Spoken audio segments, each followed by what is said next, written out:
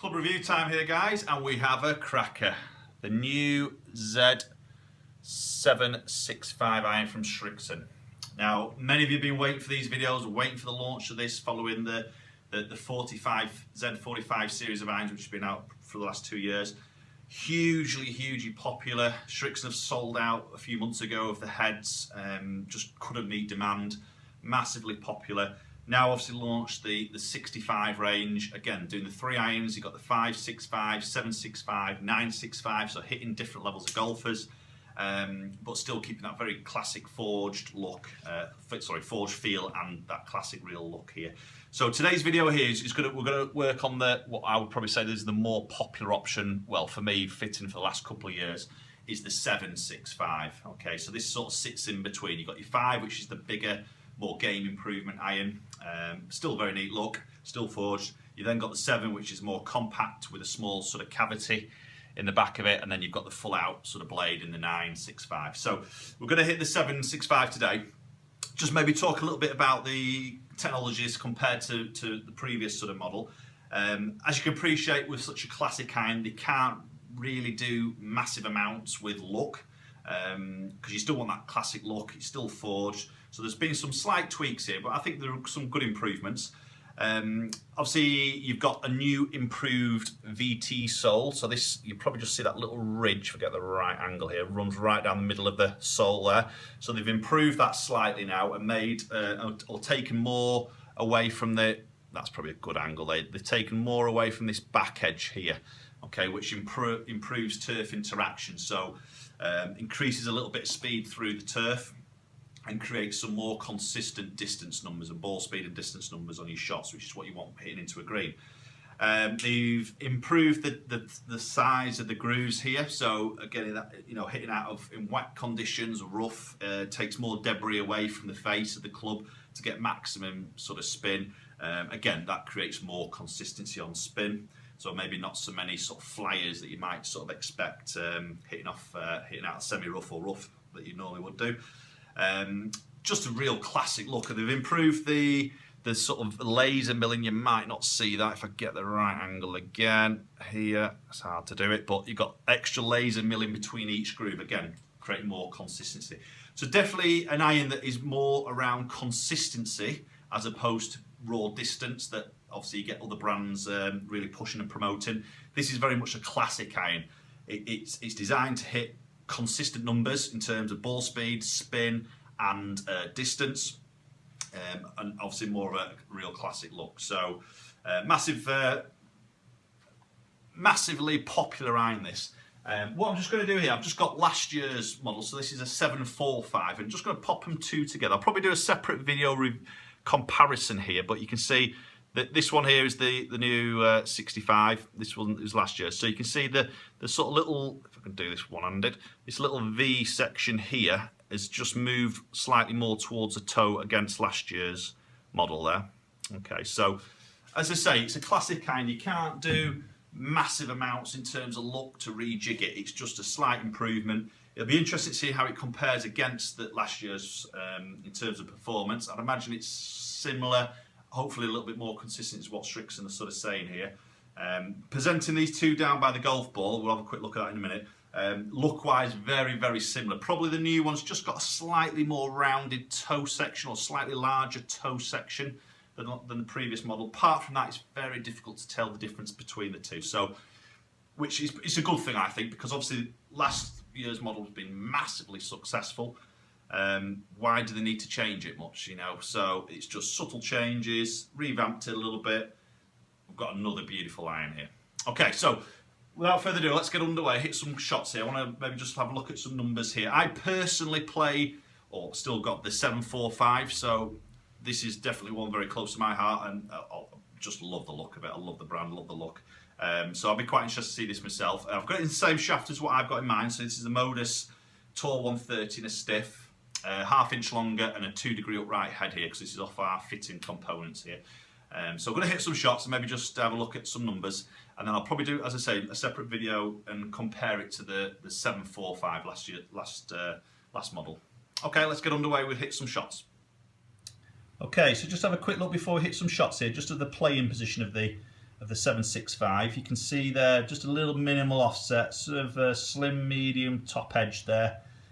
Just a very sort of classic looking iron there. Just that slightly bigger toe section from last year's sort of model here. Just move it around to a slightly different position here. Okay, there's the back view of it. Just spin that around. You can see there's the grooves and the face view. So again, you can't really do a great deal with this. It's a very sort of classic looking iron. What I'm just going to do here, if I can just try and jiggle this around, is just pop in the 745. So this is last year's model. Just pop these two side by side here. Just get the right angle. Okay, so you can see maybe just the difference there, which is quite minimal, I think. Just slightly change the shape of that top line there, which makes the right hand side, the 765, just look a little bit slim on the top edge, which is probably a good thing. Just looking at the toe section there, you can see it's just a fraction bigger on that toe section there on the right hand side with the 765. But really, apart from that, two very classic looks. Okay, so we're going to hit some shots for the 765. As sort of mentioned then, as you can probably see in that last clip, very similar to last year's model, just a slightly bigger toe section, but just still looks really nice. Obviously I've got a set of the 745s, so I'm used to this look. I love this look. It ticks a lot of boxes for me. It's got that little bit of give behind it. Hopefully if I miss the middle, well, if I do miss the middle of the club, it's hopefully going to help me just to keep that ball speed up. Let's hit a few shots. I mean, that just feels as good as anything. Ooh, that's quite a good hit there. That was 190 on the carry there. That was good. Felt fantastic. Just going to hit one more.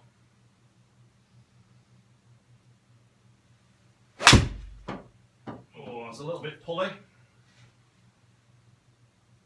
Okay. Just going to hit quite a few shots off camera here, get a bit of a good real test of it, get some numbers, and we'll come back to you.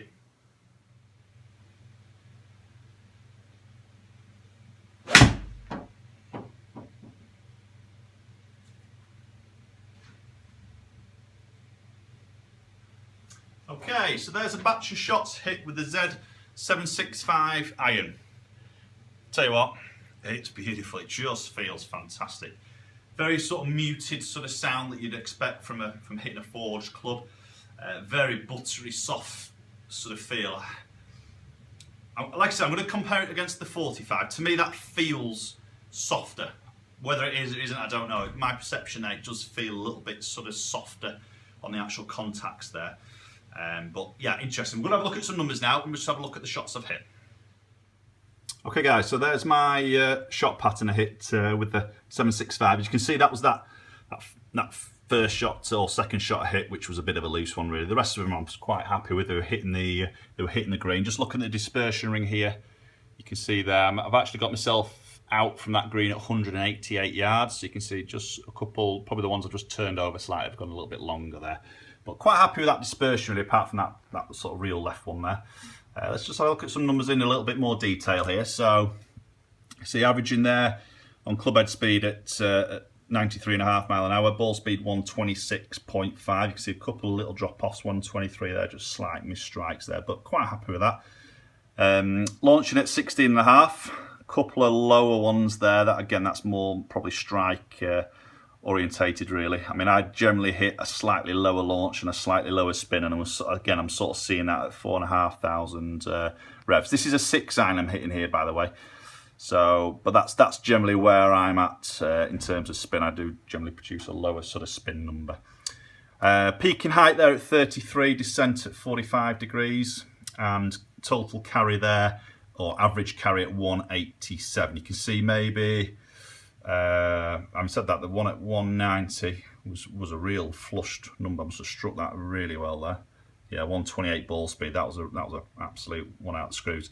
You see the ones I've just turned over a little bit. So that was that second one, just flighted a little bit longer there. Probably could have just turned it over a little bit and just dropped that launch down at 14 there. But generally, apart from that one that I hit a little bit left, which was more me than the club, quite happy with that carry number there at 187. Again, I'll do another review here and compare it against the 45 and see if there is any differences on distance. But in terms of what I think Srixon are actually saying in terms of consistency, I'm seeing that there. If you look at the spin numbers down there, very consistent there. Obviously, they're moving around more on strike as opposed to anything else.